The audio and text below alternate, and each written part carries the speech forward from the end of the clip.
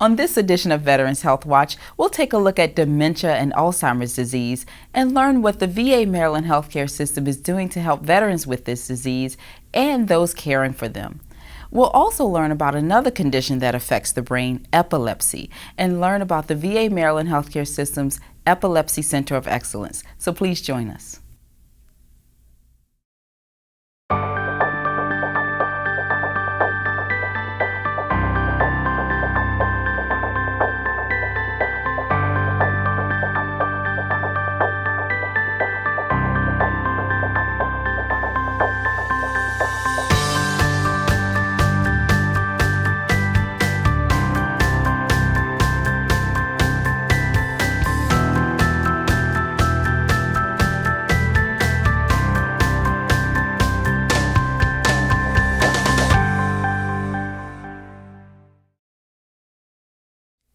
Welcome to Veterans Health Watch, a program sponsored by the Veterans Affairs Maryland Healthcare System that provides the latest health and benefits information for Maryland's veterans, their family members, and the local community. I'm Kenya Griffin.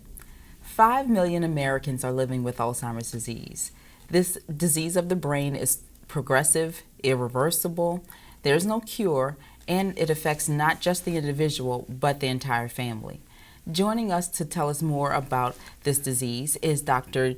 David Lorick and Dr. Conrad May, co-directors of the Baltimore VA Medical Center's Center for Geriatrics and Dementia. Thank you both so much for joining us. Thanks for having us. Dr. Lorick, the last time you were with us, we learned that 4 million Americans were affected with Alzheimer's disease, and today the number is 5.4 million, and it's projected to reach 16 million by 2050. So what's causing such an increase? Well, that's pretty straightforward. Alzheimer's disease overwhelmingly is a disease of the elderly. It affects about 10% of our folks over age 65, about 25% of our folks over age 85. 100 years ago, there were not that many folks around who were over age 85. So our population over the next 30 years, the geriatric population is doubling. Particularly that population over age 85 is really growing the fastest. So it's a direct percentage of how many folks we have over 65 and over age 85. And before we go any further, I want to clarify, what is the difference between Alzheimer's disease and dementia? Dementia is a very general term. Dementia is a term for problems in memory and other areas of thinking to the point that it hurts daily function. Alzheimer's disease is the most common cause of dementia. So dementia is the general term. Alzheimer's by far the most common brain disease that causes dementia. Okay. Thank you for clarifying that. And as we learn more about Alzheimer's disease, of course, the treatment and options are better, but there's still a lot we don't understand. So what are some of the risk factors for Alzheimer's disease that we know of? Well, we just went over the biggest one, which is getting older, Right. Being over age 65. And then I always say the studies seem to suggest that it's about a 1% risk at age 65, and it doubles pretty much every 5 years after that. After aging, probably some of the biggest ones, family history is important. We know in a handful of families, this is the minority of people, but you can get very early onset Alzheimer's disease if it's been running in your family. And generally having a lot of family members with Alzheimer's disease does increase your risk for it. Certainly anything that harms the brain might make the symptoms worse or maybe make them present earlier. And finally, I think one of the things that you were interested in, because it certainly involves the veteran population, we have been doing a lot of studies over the last few years, of course, in the role of head trauma, brain injury, which a lot of our vets overseas were exposed to, and even possibly the role of PTSD may be putting people at increased risk for Alzheimer's disease and dementia. And so that's pretty interesting. You talk about what you're learning here. What is that link? Could you give us more information on that link between PTSD and Alzheimer's? We are not sure exactly how it could be a very generalized from the stress of PTSD, so it could be a general stress effect on the brain. But we have links to some of the studies And you can see it's been increasing the risk of Alzheimer's disease and dementia in our significantly in our veteran population. But the exact cause and effect, we're still trying to tease that out. I'm still studying. And I know the VA is big on research, so it's a great place to learn about that link. And Dr. May, we know one of the first signs of Alzheimer's disease is forgetfulness. We all experience forgetfulness at some level. So what are the signs to look for when it comes to Alzheimer's disease as a true signal for concern? Yeah, as you mentioned, as we get older, we all forget things from time to time, where we place our keys or park the car. But if this becomes a recurring problem, or if the person is starting to say the same things over and again, if they're having trouble managing their everyday affairs, like paying the bills or taking their medications on time or managing their household, those might be signs that something more serious is going on. Okay, yeah, we usually hear signs are an issue when they affect your everyday life. Right. So if a person, a veteran or a spouse, a family member, a loved one notices these signs, what should they do? Well, the first thing the person should do is probably take that relative to the doctor. And the primary care doctor might do some simple tests, maybe do a mental status examination. If the primary care doctor feels that there is something serious happening, the doctor will probably refer the patient to a specialist in this area. In various settings, it could be a neurologist or a psychiatrist or a geriatrician. And can you tell us more about your team? You have the Geriatrics and Alzheimer's Disease Assessment Clinic.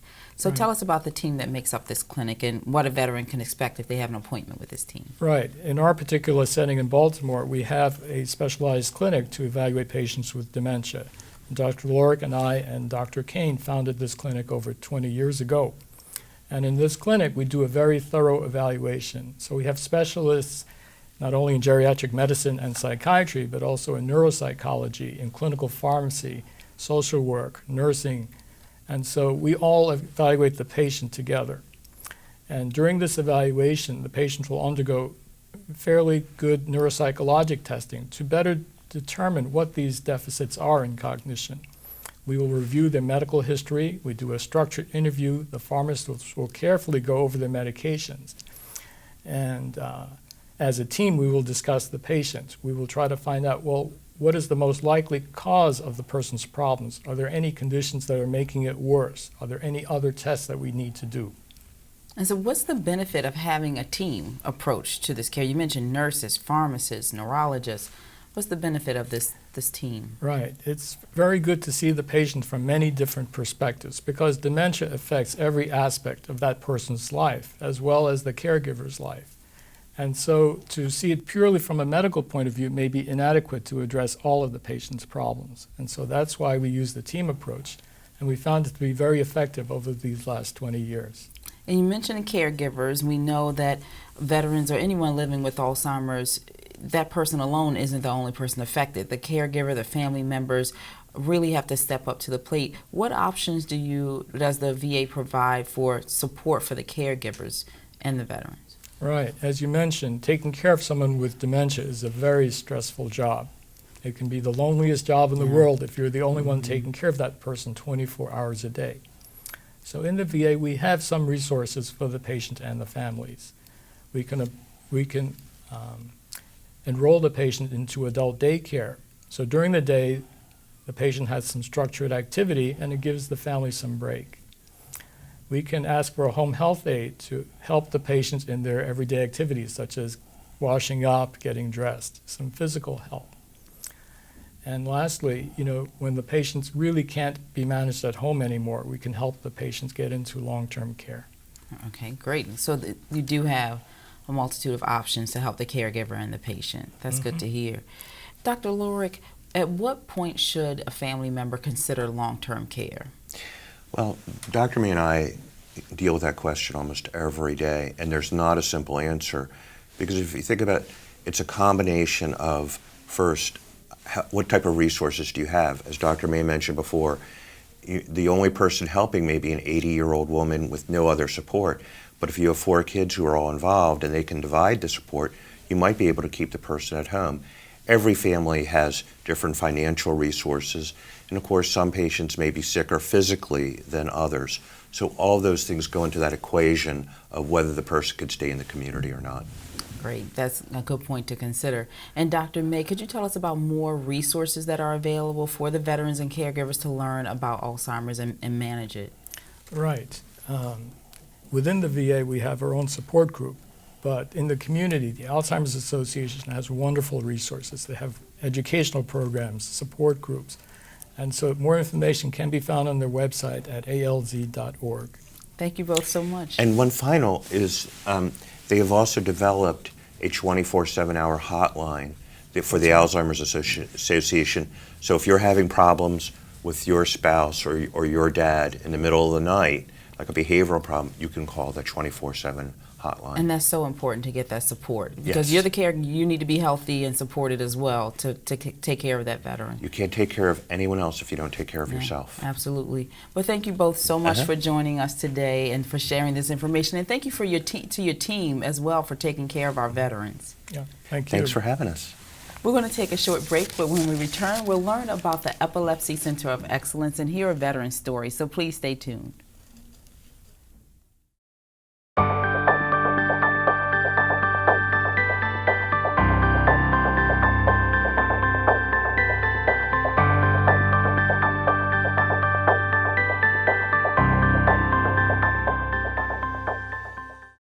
The VA Maryland Healthcare System pharmacy is second to none. The copay is minimal. The wait time is as good as you would find in a civilian pharmacy. There are various ways our veterans can access pharmacy services. One is just come to the window with their prescription. Two is through a My Healthy Vet, the internet. They can get their prescription through the phone or through our consolidated mail-out pharmacy. We're very proud of our pharmacy services. We're patient-focused, and we want them to come and see us and what we can do for them.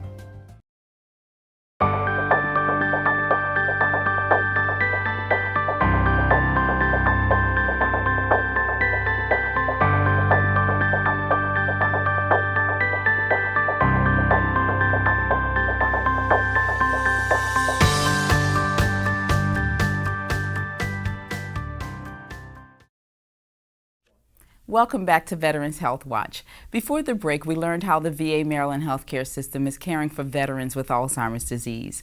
Joining us now to tell us about the Epilepsy Center of Excellence is nurse practitioner Regina McGuire and U.S. Army veteran Mr. Brian Farkas. Thank you both for joining us. Thank you for having us. So Regina, please explain for us, what does it mean to have a center of excellence? The Epilepsy Centers of Excellence were established in 2008, so nationwide veterans could have access to epilepsy care. And the region is set up into 4 different sections. There's the Northwest, the Southwest, the Northeast, and Southeast. And our part is in the Northeast. And our catchment area extends from Maine all the way down to Virginia, all the way out to Ohio. And we're responsible for acting as a resource center as well as a referral center for those VAs that don't have epilepsy care. Okay, and what is the VA mission for a Center of Excellence? The VA mission for the Epilepsy Centers of Excellence is to set up the high standard of quality care and make it accessible to veterans all across the country, no matter where they live. So veterans in the region, not just who live in Baltimore and Maryland, can access the services through your center? Correct, right. We actually see patients. I've gotten many patients from Cleveland, Pittsburgh, Delaware. In fact, that's where Brian's from, is from Delaware. Good. So yes. Good. And so let's get to epilepsy. What is epilepsy? So epilepsy is a chronic condition of seizures, and the term seizures actually comes from the Greek word meaning to possess, to seize, or to hold, and that's exactly what happens is the brain becomes possessed by electrical activity. And it's 2 or more unprovoked seizures. If somebody's had one seizure, that's not necessarily labeled epilepsy, and they won't necessarily start seizure medication. If you have one seizure, you have a 10% chance of having a second seizure. When you have the second seizure, then your risk goes up for having epilepsy. And at that point in time is when you'd start medication or further treatment. And so tell us what happens in the brain when someone experiences a seizure. So the brain consists of neurons, and they fire electrical activity. And when they have a seizure, it's because there's an excessive amount or an overload of electrical activity, and that causes everything just to fire all at once, and so the brain becomes overstimulated. And they can have, there's many different types of seizures. You can have a seizure that you have loss of awareness. You can still be awake And so somebody might just be sitting there with a blank stare, or they might be fumbling, picking at their clothes, but again, they stay awake. And then there's the generalized tonic-clonic seizures, which probably most people think about when they think about a seizure, where they actually lose consciousness, fall to the ground, and start actually convulsing. Yeah, it's important to make that distinction. That Right. sometimes you don't know that you're witnessing a seizure or even having one. Correct. And what causes epilepsy? So there's many different causes. There's prolonged trauma due to the brain that can be caused. There's also other damage to the brain, like strokes, can cause it. And then there's also idiopathic, meaning we don't know the cause of it. So. Okay. I was wondering, is there usually some sort of cause like related to trauma to the brain? Right, right. And so that's where we're seeing a lot of our veterans come back, back in like World War II or whatever, they had penetrating injuries. Now they've got blast injuries, so concussions, repeated concussions, any head trauma. So that was my next question. Is it more common for veterans because of what they experience, or combat veterans? Yeah, and it is and can be. And it's because of the risk factors. They're exposed to increased risk factors such as blast injuries or other traumas. And let's talk about the risk factors for epilepsy, because it's also a disease that affects people who are not veterans. What are some of the risk factors? Correct. So again, it's any type of head trauma, any type of injury to the central nervous system, such as stroke. You could have tumors. So it's part of the workup is we'll do brain imaging to try to figure out if there's anything in the brain, that could be easily treated. Okay. Is this something that can be diagnosed because is it something that you look for in someone who has those risk factors, or does that person have to experience a seizure first before typically a clinician looks for epilepsy? Right. Correct. You wait for a seizure first, because you couldn't have these risk factors, and it could be years. Sometimes it could be a year. Sometimes you could have a seizure immediately after the insult, and again, that's typical, and you might not necessarily develop epilepsy. Again, that's that first seizure. But again, you could have a stroke and not have a seizure ever, or develop a seizure 10, 15 years later. So you just wait. And so what are some of the options available for our veterans throughout the VA Maryland healthcare system who have epilepsy? We have many options. What we do first is, first we need to determine if it is epilepsy. Is it due to electrical changes in the brain, or is it due to something else, another condition? Many things can mimic seizures. You could have something due to cardiac reasons. The brain not getting oxygen is going to have a seizure. But again, that's not due to electrical changes, so you don't treat that with the anti-seizure medication. You need to treat the underlying cause. Once it's determined that it's epilepsy, then you'll do imaging, you'll do an EEG, which gives us a snapshot of the electrical activity in the brain to help us refine our treatment, and then determine from there, start medications, and then if you become resistant and the medications aren't working, then there's other options such as surgery, different surgical options. It sounds pretty complicated. It can be. That leads us to Brian's story, but we're going to take a quick break, and when we return, we'll hear from Mr. Farkas about his story in managing epilepsy, so please join us. The telephone care line is available 24 hours a day, 7 days a week. If you've got a question about medication, diabetes, your diagnosis, any concerns, you can always give us a call. People want to hear a live voice and not the machine. We're always there to answer your questions. Give us a call. 800-865-2441 and press 1 to speak to a nurse. 24 hours a day, 7 days a week. A nurse is happy to help you. Welcome back to Veterans Health Watch. We're learning about the VA's Epilepsy Center of Excellence and hearing a story from a veteran who's using this center to manage his epilepsy. Mr. Farkas, thank you so much again for joining us. You're welcome. And let's start by hearing more about your service. When did you serve, and where did you serve? I served from 1990 to 94, and I was in Desert Storm, and then ensuing actions in the Middle East after that. Okay. And earlier in the show, Regina mentioned the types of seizures that people can have, and sometimes you don't know you're having a seizure. I understand that was your story. You didn't realize you had a seizure. The first time you had a seizure, you didn't realize what happened. Can you tell us more about that? Actually, I didn't believe I had a seizure. A friend of mine and I were driving down the road. Thankfully, he was driving, and when I woke up, came to, we were sitting in front of an ER. And I said, "What are you doing?" And he said, "Well, I'm taking you in. You just had a seizure." And I was like, "I did not. Come on, man, let's go." He wanted to take me in, but I just refused to believe him. So he went ahead and just took me back to the apartment. I went to my apartment, and there you go.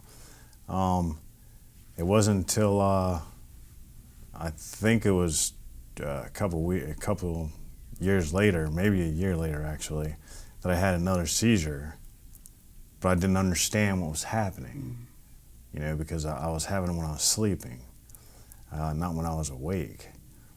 And then I spoke to my father about it, who's a doctor, and he got concerned real quick. And then he wanted to just run me for tests and everything, so he took me in for CAT scans. And that's when everything started to come to light about what was going on. They found a scar in my brain. They weren't sure what exactly it was. Got a biopsy. It came up benign. So that was all good. But then it was, you know, all right, well, we're just, you know, that's what's causing the seizures. So we just assumed that for 14 years, but the seizures keep getting stronger. They've been becoming more and more steadily. My neurologist at the VA here recommended these people. We went to them. I went to them, and they've been taking care of me since, and they've really been doing an outstanding job of trying to figure out what exactly is going on. They've already figured out what the problem isn't, which is that benign little scar in my brain, and they're figuring out where exactly it is located, where it's stemming from. And here in the next couple weeks, I'll be coming back, and we should be able to make an even better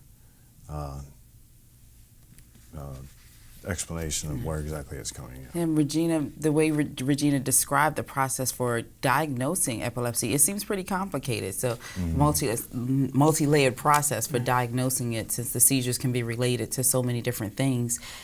Can you describe your experience with the Epilepsy Center? Oh yeah, they immediately welcomed me in. They immediately, hey, how you doing? You know, I'm so-and-so. They were very open. Told me to just relax. They ran tests, and I had to be here for 5 days, I do believe it was. But they made that very comfortable. You know, I wasn't just sitting in a cold room watching a stale television for 5 days. You know, they actually came in every couple of hours. Are you okay? Is everything all right? Can we get you anything? Can we help you with this? Can we help you with that? You know, it was a lot better than any hospital I've ever been in, period.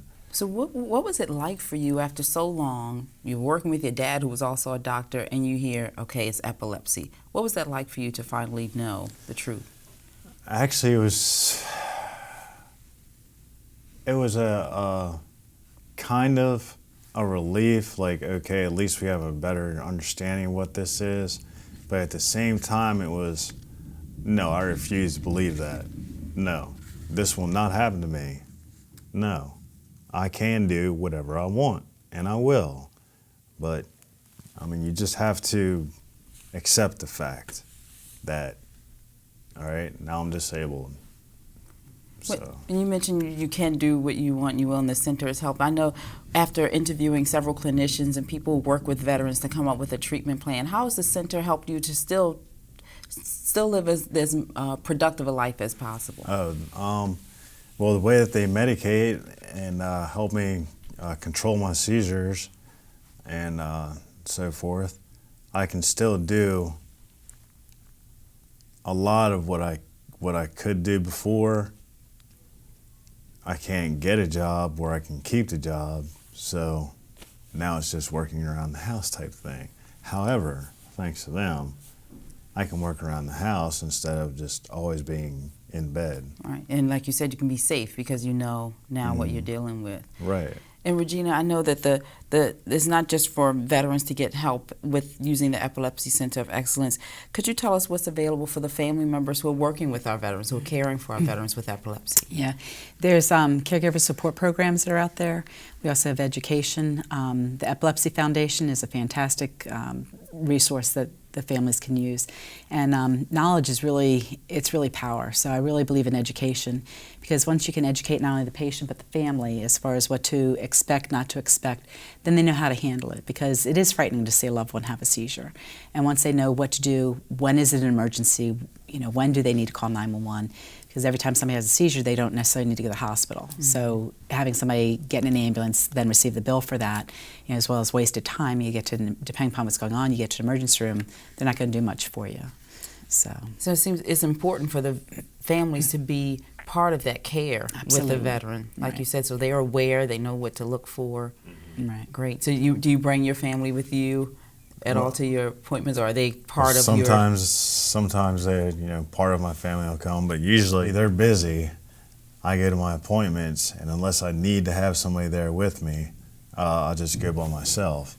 But like she said, they received a lot of information about how to handle the seizures and whatnot in the very beginning. So they're all, even my children, they all know how to handle it when Dad's having a seizure. Well, when we mentioned the first step in treatment is getting an accurate diagnosis. Correct. So if a veteran or a caregiver thinks they might be having a seizure or some issues, when do they seek help? So I would recommend anytime they've had an episode of passing out to go ahead and see their primary care provider. And then if they have a neurologist at that VA, to get in to see a neurologist. If they have a hepatologist, an epilepsy doctor, that's even better. If not, see the neurologist, and then they can determine whether they need to be sent out to an epilepsy center. And should they go through their primary care provider first to get to that neurologist? Right, to get to the neurologist. Okay, right, absolutely. And just explain whatever symptoms you have. Right. Okay, great. And Brian, just as a veteran, do you have any additional advice for a fellow veteran to receive any kind of treatment with the VA? Yes, I do. I would simply like to say that you can get what you need at the VA. When I first thought about going to the VA for my medical care and my PTSD and all that, I thought it's never going to work. They don't do anything for you, so forth and so on. I was so wrong. They've helped me with my PTSD. They helped me with my epilepsy. They diagnosed it. They took care of it. If they're questioning, if you're questioning anything, just go to the VA. They will help you. So just do it. Just do it. Just do it. Well, thank you so much. Thank you for sharing your story and encouraging our veterans. Thank you for the work you and your team do with our veterans. You've given us some great information. And then we just have a website, www.epilepsy.va.gov. Great. We'll make sure we share that with our patients. Well, that wraps up today's show. If you have questions about today's topic or have suggestions for future topics, please give us a call or visit us online. We'd love to hear from you. And if you are a veteran or you know a veteran who is not receiving care at the VA Maryland healthcare system, please visit one of our facilities, visit us on our website, or give us a call at 1-800-463-6295, extension 7324. We love to serve you. We look forward to seeing you. Please join us next time.